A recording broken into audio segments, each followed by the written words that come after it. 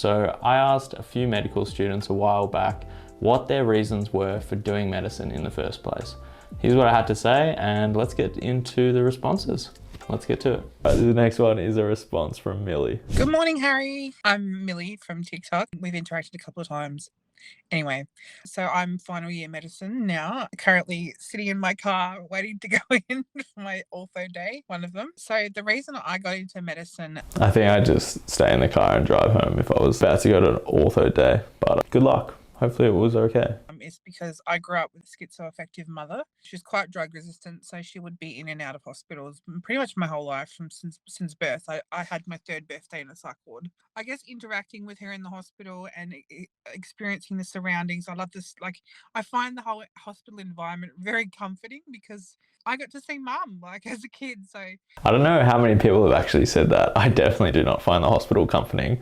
I think it's like crazy. It's like hectic. It's like super chaotic, but this is super interesting that this person finds it like a calming experience. And it was never bad, yeah. And secondly, I got diagnosed with PCOS when I was 17. And I just went on down the rabbit hole researching fertility and lifestyle factors and reading forums about women that experienced infertility and finally got their babies via, lifestyle modifications or IVF or Clomid or letrozole, I can't remember. Anyway, so I was really inspired by that side of things and women's health. And it's interesting now that I've done OBGYN, I find it's actually not really the best fit for me. So I have swiveled a bit. I thought I was going to be an OBGYN, and now I'm leaning more towards being a GP because I like the antenatal and fertility side of things as opposed to, fixing traumatic births and things like that. But I've also fallen in love with anesthetics as well. So I don't know if I want to be a GP, anaesthetist, or a what, but... Yeah, I think it's interesting how that reasoning and that vision of what you will be as a doctor and what you will look like changes over time. I certainly still a very strong believer in the fact that you shouldn't really decide what you want to do until you actually start working in the field, in the hospital, get exposed to the actual daily practical, lifestyle of that certain doctor. And you don't have to be a specialist in order to decide, but you should at least have some, idea of experience of that other specialty. So the idea of a gynecologist or an obstetrician is very different to actually working as one in real life. And that's the same thing for an anaesthetist or a GP. Your personality will be attracted to certain lifestyle and certain professions, and they operate on different speeds at different rates and do different things and have different levels of patient care and interaction. So the anaesthetist, for example, is very you see a patient, you calm them down for 5 minutes, and then you're with them, looking after them while they're asleep, and then you essentially say hi and bye after, and then see a new person each time. So that interaction is very transient. There's no longevity to that. Whereas a GP will obviously have a much longer period of interaction with that person and be able to build relationships and rapport and get to know their family or their kids or whatever. So what you want to get out of medicine and the lifestyle that you want to get out is certainly a consideration that I don't really think you get until you start working in the hospital setting. Right, here's another video response. This is from Ishraq. Hello, hey Harry. So I'm a first year medical student, Sydney. I just want to say, first of all, thank you for your videos. I appreciate it. I think they're very informative, and I think, it's a very good perspective for, anyone in the healthcare field to learn about medicine. So thank you for that. And regarding your question, why I wanted to do medicine? Well, first of all, I just think that medicine is a very professional career. I think it's something you can learn a lot from, and you can develop a lot you can just develop your character a lot. I don't think I've ever heard that, but I kind of am very interested in how different specialties or different careers teach you to act or be a certain way. I mean, certainly learning a skill or learning a job or profession teaches you how to think.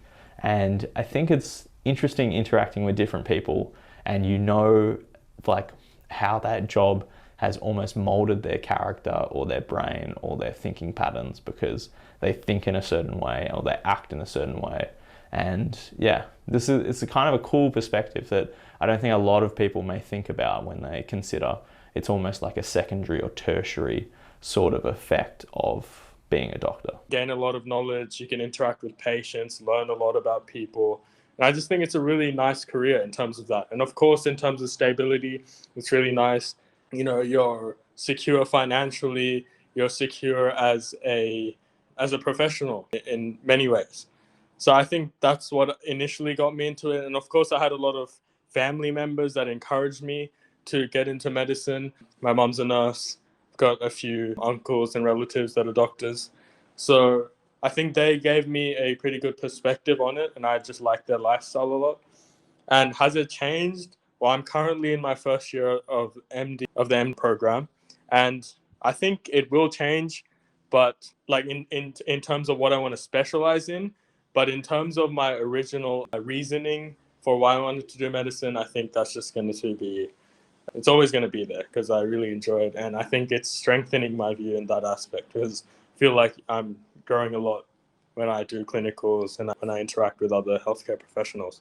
So yeah, thank you. Yeah, that's an interesting point. I think let's just go back to what they said about, you know, the family, like encouraging them. That's interesting that people who are already in healthcare are encouraging them to do like medicine and, you know, like go into healthcare. I think there's a lot of like hesitancy. Like if I was, you know, telling my, you know, child like, or someone like I know, a relative, a friend, if they want to do medicine, I'd like want them to like clarify the reasoning a lot and really like nut down and understand why they actually want to do it. And I wouldn't like just encourage them and say, hey, go on, do medicine. I mean, because I know what I've been through and I know like what it takes and, you know, what that road looks like. And yeah, there's a lot of work. There's like a lot of like time, dedication and all this sort of stuff. So when I'm talking to someone about would they go into medicine, being in healthcare, I'm like, do you actually, you know? But there's a lot of people who might encourage people to go into it who are not in healthcare or who are not doctors or in that space. So that's an interesting point of view. But yeah, I think it's an overall pretty interesting response. All right, this next one, MD2 here at Flinders Uni. Went into med to help people and aid them on their patient journey. I still believe in this, in brackets for now. I think that's kind of ominous, but I'll just let that sit there. The next one says, I initially got into medicine because I really loved the science subjects in school and how what we learnt could be applied to the human body. But since starting medicine, I've realized I actually rate the talking and connecting with patients aspect more than the actual clinical side of it. Well, I think that's, to be honest, a clinical side of it is like talking to patients and connecting with them and actually, you know, synergizing like the textbook stuff with the actual real life stuff. And there is a gap. And I really think like one of the best things that I can do is synthesize all that complex stuff, all that mumbo jumbo, because that's how I think. I think like in terms of really simple stuff.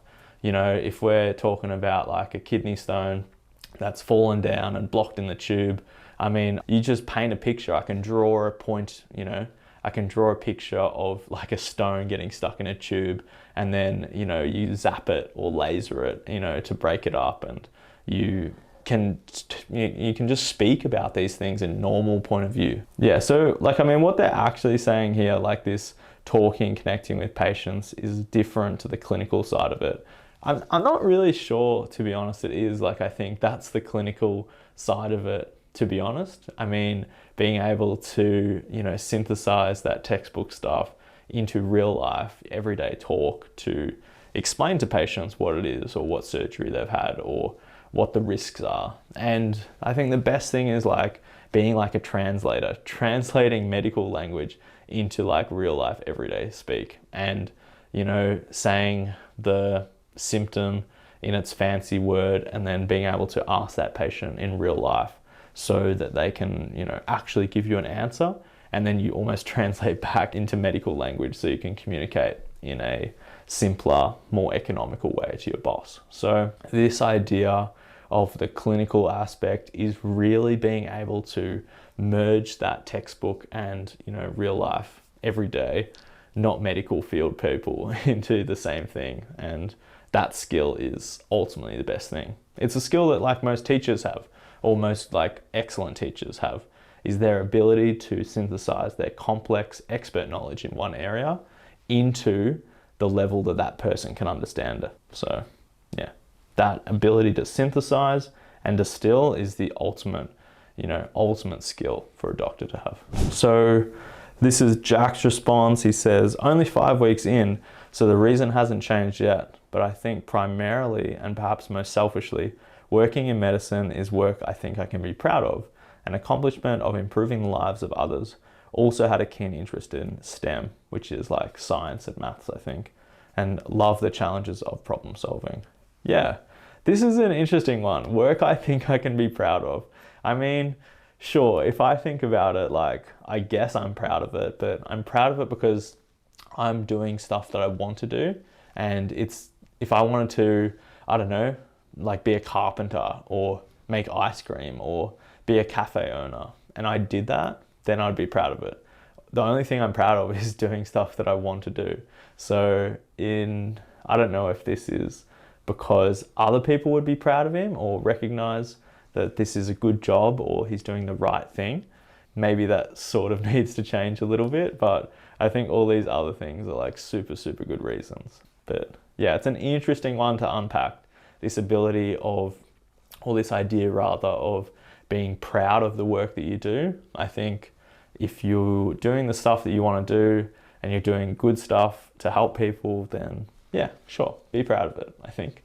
I don't think that's a bad thing at all, but it's interesting if you're thinking or doing stuff because you want others to be proud of you or to recognize that. This next one is a video response from Michaela. Hey, excuse how candid this is in my car. Back, maybe 8 years ago, my sister got really sick with pneumonia. I had no idea what any of the doctors or nurses were saying, and I was like, this is ridiculous.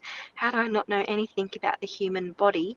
So then I just enrolled into uni to do nursing the next day, and the rest is history. Absolutely love helping people on their worst day. Well, I think this was for medical students, but thanks very much, Michaela, for, you know, answering this question. It's the same thing, like, you know, having this personal, you know, anecdote into medical field or into the healthcare industry, and then feeling like you want to be part of it because you're either frustrated or you want something to change or you're just genuinely interested in the event that happens. So yeah, I think they're all very interesting reasons to get into it. This next one is from Quinn. They say, I got in to make a difference. I have been a patient in the hospital for weeks at a time. Many nurses and doctors just need a reality check and need to be nice. I want to be the nurse that everyone wants. Yeah, I think that's a good thing. You know, be the change that you want to see. Anonymous says, I wanted to help people, but unfortunately nurses get so much abuse in hospitals. Now I work in disability support / nursing. It's so rewarding helping those who can't help themselves. Yeah, I don't know. I thought I was asking medical students this, but this is kind of good. Like, it's getting different people's perspective. This is from Olivia. Hi, I'm Liv. I'm a registered nurse in New Zealand. I started when COVID was happening and we had a shortage of nurses in New Zealand, as did everywhere in the world. But I thought it would be a interesting, out there, different, everyday job. You don't know what you're getting when you walk into it. And that's probably why I started, because I wanted something different. But now, having been in it, I love meeting the people. I love hearing their stories, meeting their family. Oh my gosh, love meeting their family. And you can just put a smile on someone's face when it's like a really tough and scary situation and place to be in. Like, a hospital is not a nice place to be in. It's very sterile. But yeah, so that's interesting to what the other person said, where they said like getting comfort from the hospital, right? I mean, different people view hospitals in different ways, but I think this is maybe the more, you know, common run-of-the-mill way of viewing hospitals. yeah, getting to know the people, what you can learn from them. That's basically it. Thumbs up in the end is a good one. But yeah, I think patients, their stories, it's a very interesting part of the world where you're able to sample everyone from different you know, spectrums and stuff. And like, you're able to see someone who's from this country who you've maybe never been to, and then you're able to see like the family who's like well off, and they're able to come to the same ward with the same medical conditions or whatever.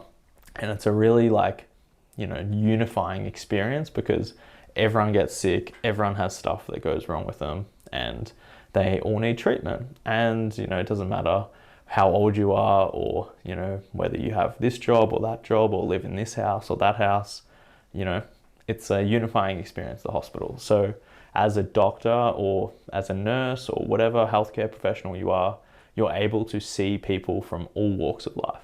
And I think that's a really cool thing, is that you can talk one day to a 95-year-old person, and in the same day be dealing with a dad and a mum of a 12-year-old person. So yeah, all these different spectrums of people and ages and conditions all in one place. All right, let's go on to hear from Caitlin. Hey, I'm Caitlin. I'm a nurse in New Zealand. I originally got into this profession because I wanted to be that person that people remembered when they got home and they thought, she was amazing. She made such an impact on my stay in hospital. But now I do it because there's so many different people that see you.